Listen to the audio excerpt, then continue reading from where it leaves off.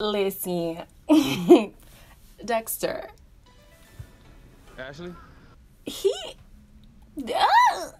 That man is fine, okay? And I can see under that beanie, he is most likely bald. And if you know me, then you know. Hey everybody, welcome to Taste of Reality. We're actually going to review a new show on this channel, Married at First Sight, Unmatchables. I was surprisingly entertained. I wasn't sure what to expect with the show. I'm a fan. I like it. This was a great first episode, but before we get into it, please make sure to like, comment, share, subscribe to the channel. I'm out of breath, if you couldn't tell. It's the Dexter effect, child. It is the Dexter effect.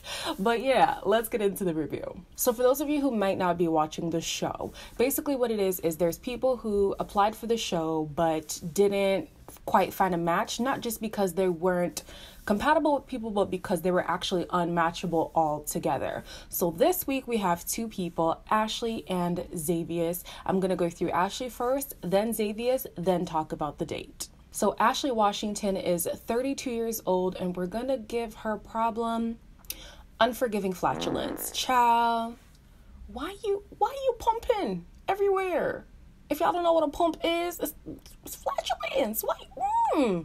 My farts stink. I try and like ease it out, like you slowly try and like. To make matters worse, one of her biggest issues is the fact that she is attached to the hip of her best friend. They have been best friends for, I forgot how many years, but a long time. And they also live together. They are basically inseparable. Their voices are damn near the same. So I can only imagine how hard it is to bring somebody into this environment. They've been codependent for so long. The threat of a male presence is probably very scary for both of them. So like, that is, an issue. She's also very wary of physical intimacy and has been celibate for 11 years. It's to the point where, she's just decided to hold off until marriage anyways, since she's waited this long. There's no point just, throwing it out here if you've been keeping it for as long as you have, just, what's a couple more years, assuming you'll be married in a couple of years, but we don't know. So Dr. Viviana actually takes her to an intimacy store and she gives, sorry. Dr. Viviana takes her to an intimacy store and gives her a pair of lips so she can practice kissing. Let's name him. Let's call him Michael. Okay, Michael. Like as in Michael B. Jordan. Oh! Now, sidebar. We know good and damn well these lips ain't look nothing like Michael B. Jordan's. Look at Michael. No.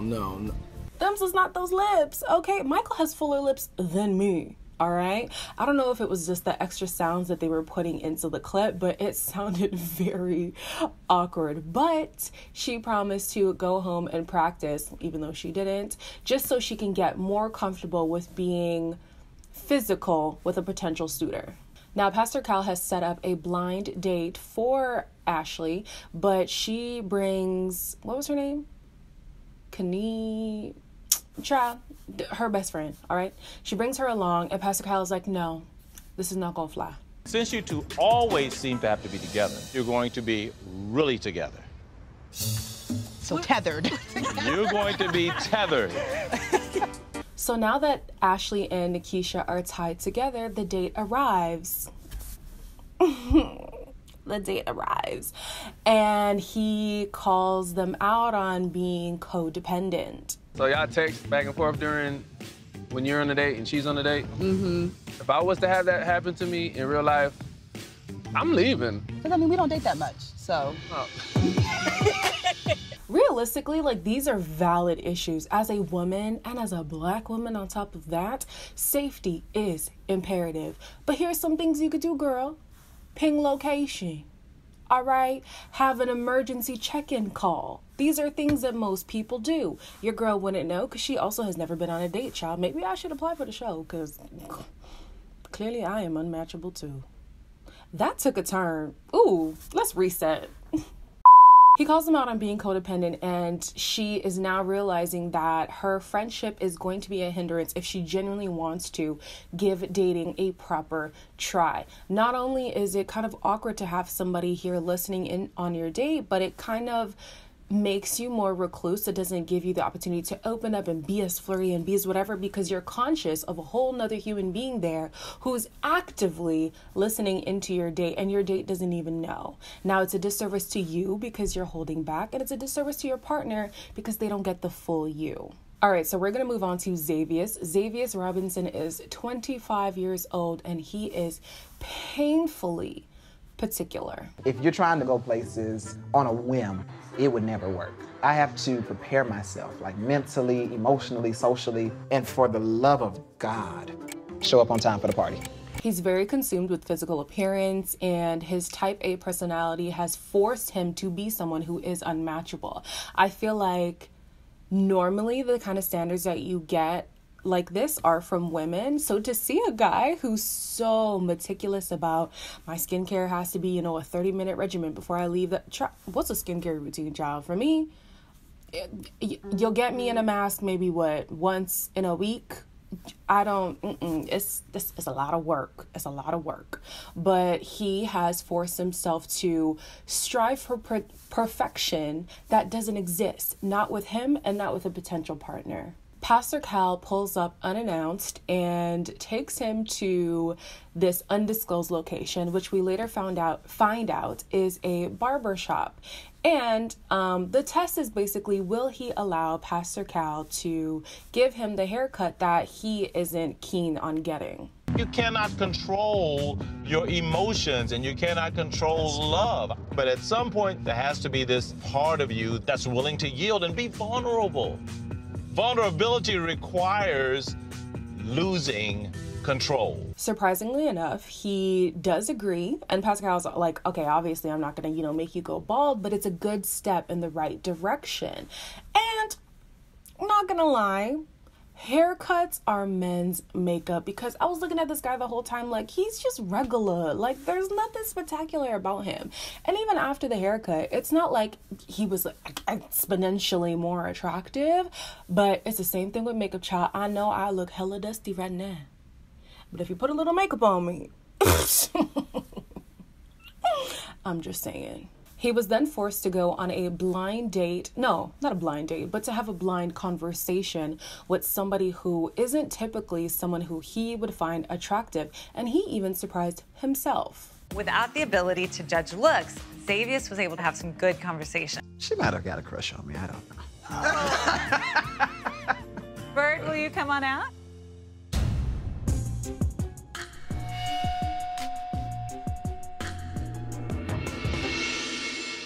I have to do another sidebar. Why is it the most regular people who have the most unrealistic standards? Like, I'm not even coming for his looks. Y'all don't do that in the comments, but like, he just looks normal. Like, so why is he so like, my girl has to be this and this and this and this and this and that and this and that and this and that, when you might not be the this and that and this and that your this and that is looking for? You know what I mean? So, dial it back on all of that. Dial it back. All right, so moving on to the date. Something I did not know that they were doing on the show is that the two people that they focus on is actually the two people that they pair on the date. And immediately upon arrival, Xavius calls Ashley out on being late. I'm Ashley. Xavius. Nice to meet you. Pleasure to meet you. Sit down. You're late. Really? Following suit, Ashley does a similar past trait that has caused her issues and is nitpicking everything that he says, what he looks like, and child, it wasn't looking too good in the beginning. He was like right at eye level with me. He wasn't at my titties, so that was great. But he ain't no Michael B. Jordan. I'm not having the butterflies yet. Eventually they get into talking more about their life. She brings up her celibacy and her relationship with Christianity and her father and stuff like that.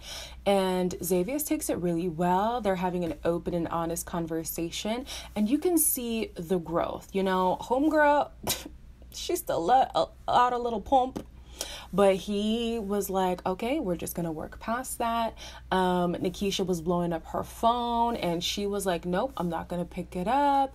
And then they get up and they go to dance. And it's the connection for me. Okay, that was smooth. I'm trying to jump in there. Are you sure? You passed it?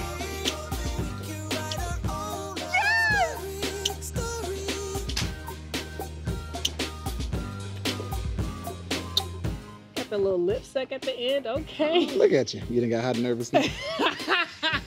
I was very surprised. I did not see them hitting it off at all. I just thought it was going to be one of those, you know, oh, we could be friends. Like, we genuinely like each other just as people, not as, you know, potential partners, girlfriend, boyfriend situation. But they was getting out close and they, you know, they shared a little kiss. And I was like, I'm so proud of them. Now, will they be ready for marriage? Absolutely not. But are they now dateable? There's definitely a higher potential for that. I love the premise of this show, okay? Where do I apply?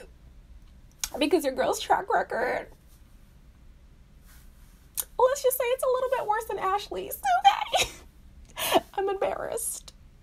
Anyways, y'all, clearly this show just gives me a whole different energy. It's a more fun show than Married at First Sight, the actual like season. So, you know, the personality is going to be a little different on this video. But if you like this video, please make sure to like, comment, share, and subscribe. As usual, I will be in the comments talking with y'all on how you guys felt about this episode.